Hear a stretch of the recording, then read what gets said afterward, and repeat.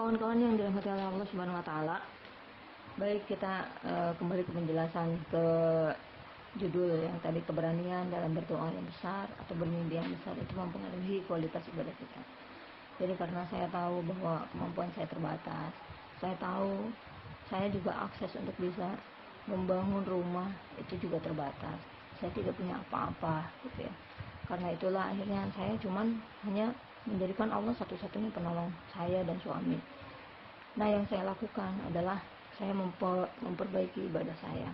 Jadi kalau misalkan kawan-kawan saat ini di SWTD ini hanya sholawat, hanya membaca surat Al-Waqi'ah, hanya melakukan sholat tahajud, hanya melakukan sholat duha, saya menambahkan semua amalan-amalan yang ada, apapun itu, sholat qobliyahnya, ba'diyahnya, saya cuma satu, saya ingin dipilih sama Allah, saya ingin diperhatikan sama Allah. Kalau nanti saya diperhatikan sama Allah, kalau saya nanti dinilai sama Allah, saya ini baik, layak ditolong, maka insya Allah itu pertolongan akan datang. Ya, akhirnya apa yang saya lakukan, saya memaksimalkan ikhtiar iman maksimal saya.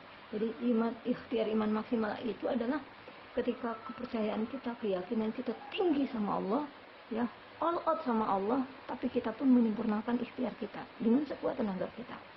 Saya waktu itu sebagai marketing buku, ya, saya pokoknya apa yang saya lakukan, ya Allah, itu benar-benar terus menerus ya. Saya mencari orderan sambil saya pun mencari cara bagaimana saya bisa mendapatkan tambahan penghasilan.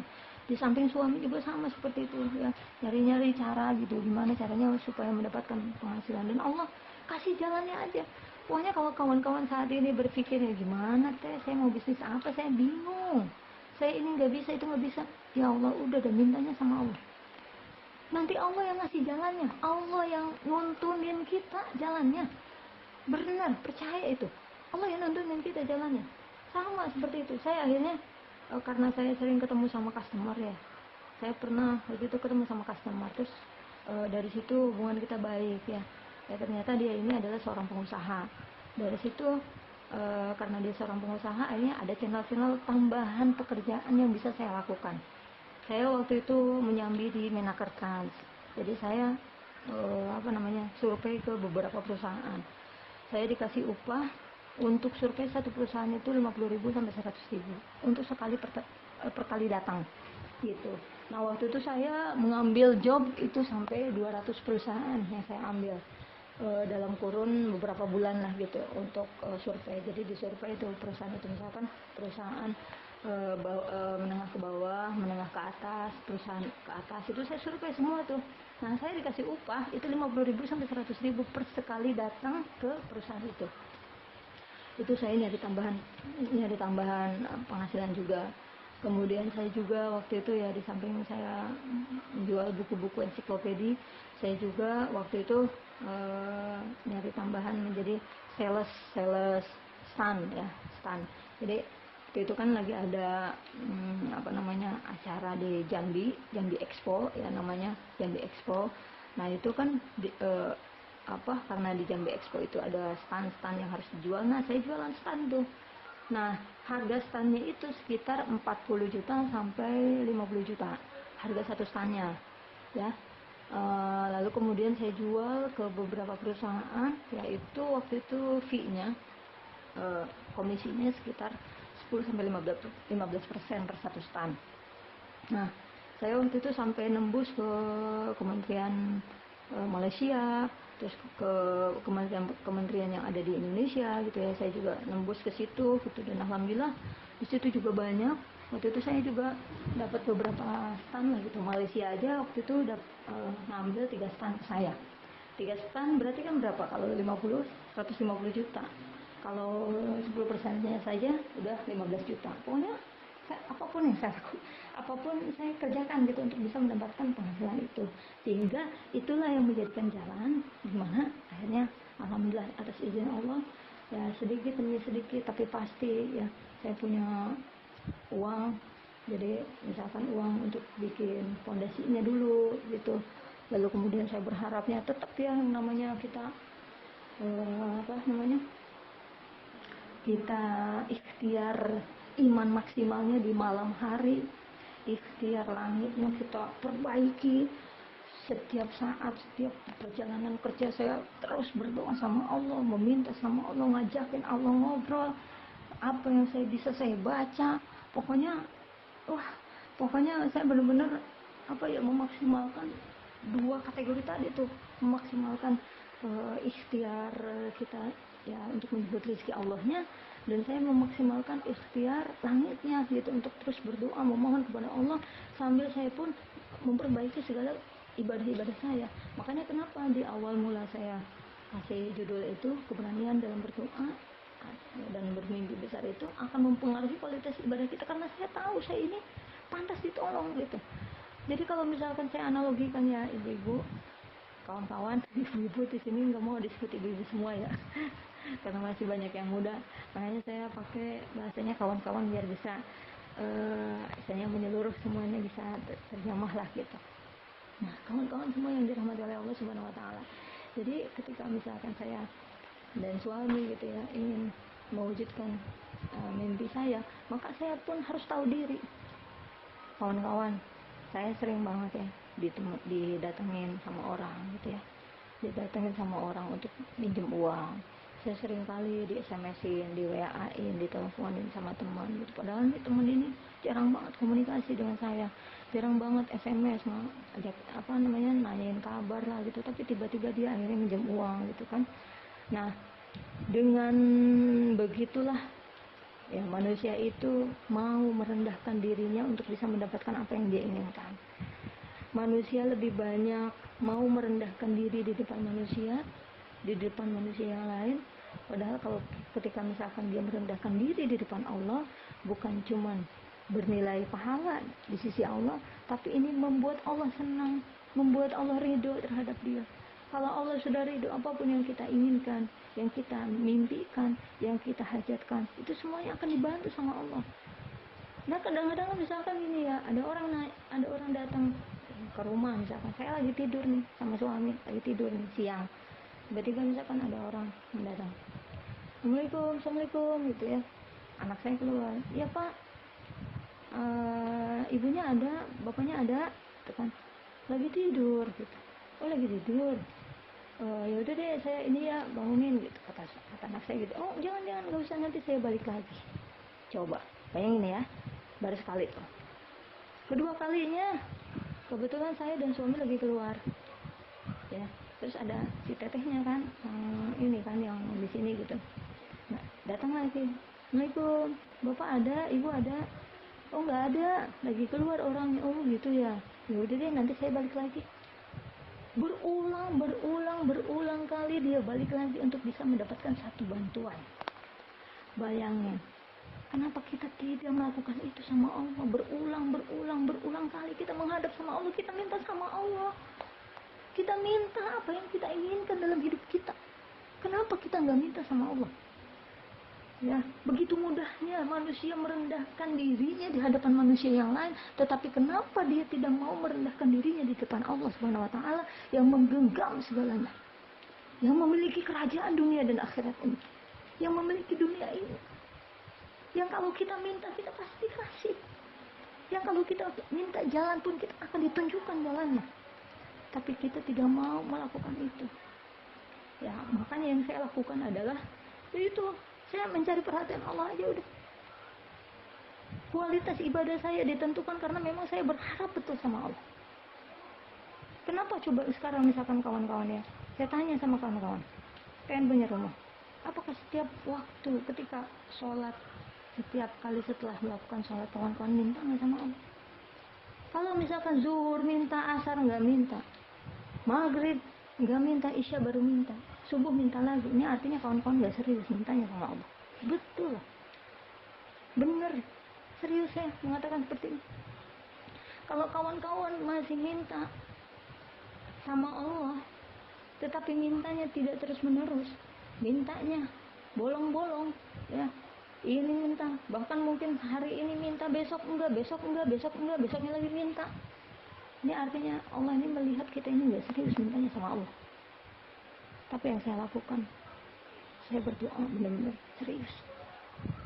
Makanya kenapa saya kalau berdoa ini lama banget, karena benar saya serius, saya minta semua yang saya pengen itu saya ucapin sama Allah, saya sampaikan sama Allah, saya sampaikan. Walaupun begitu banyak yang keinginan saya sampaikan sama Allah. Karena cuma Allah yang bisa memudahkan segalanya. Karena cuma Allah yang bisa memberikan jalannya. Karena cuma Allah yang bisa mengabulkan segalanya. Ya. Kita ini siapa? Mungkin dari tambahan tadi saya menjadi salesman.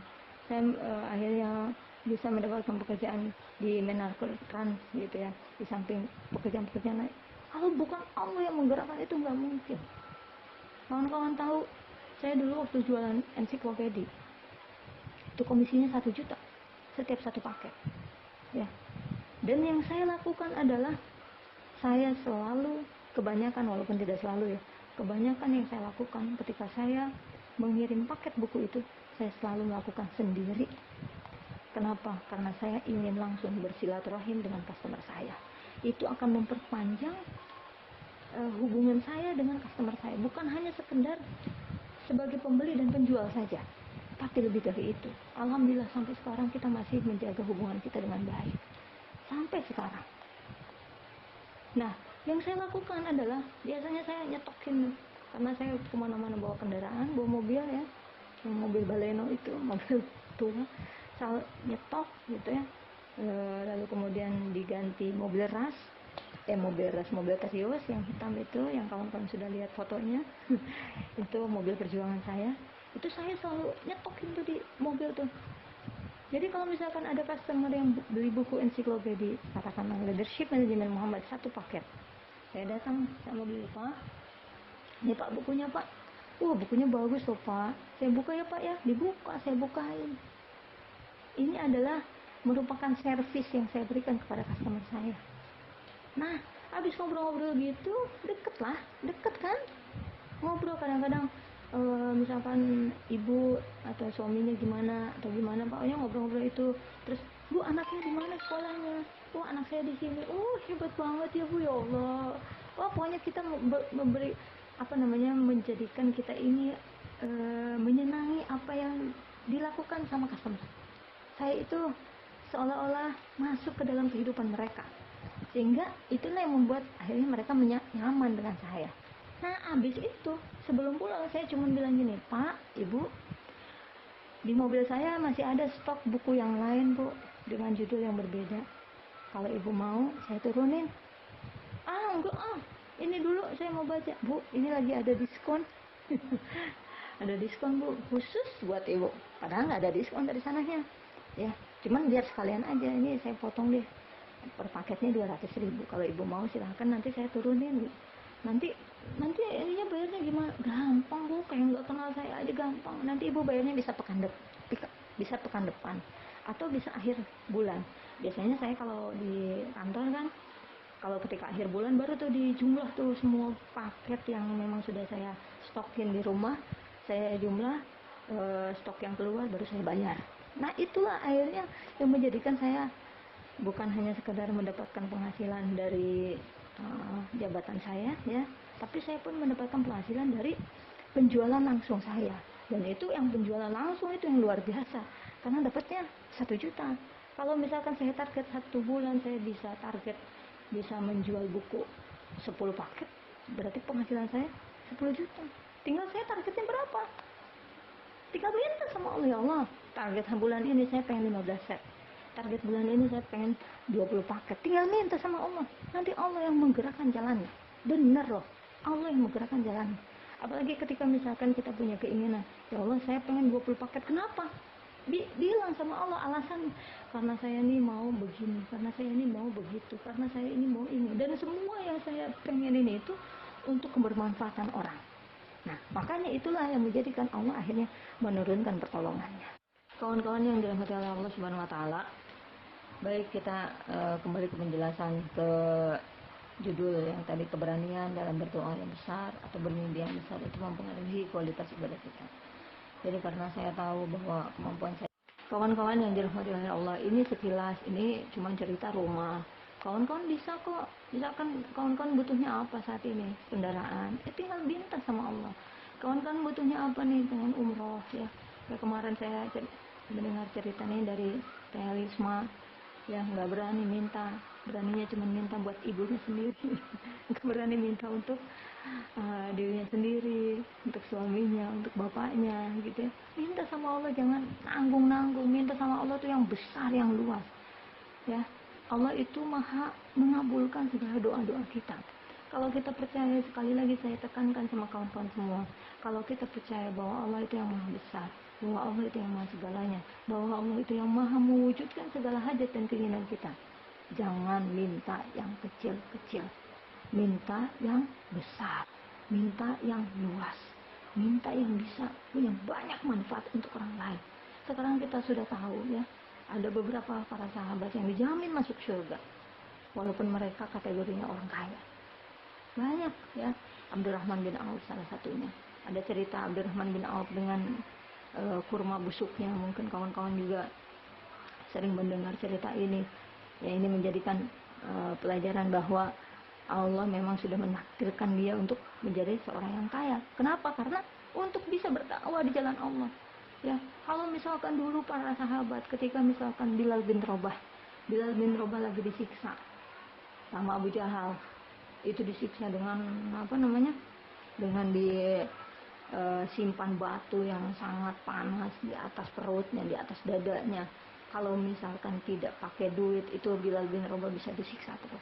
Tapi akhirnya dimerdekakan oleh seorang sahabat Rasul, yaitu Abu Bakar Siddiq, ya, Khalifah Abu Bakar Siddiq, dibayar dengan bayaran yang tinggi.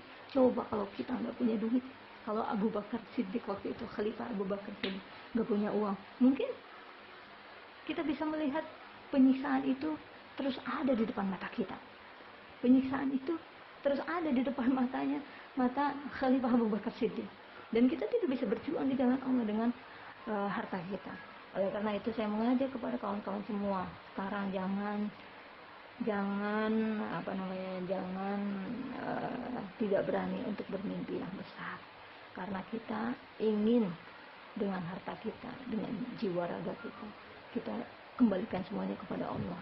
Kita ingin berjihad di jalan Allah dengan harta dan jiwa raga kita. Kawan-kawan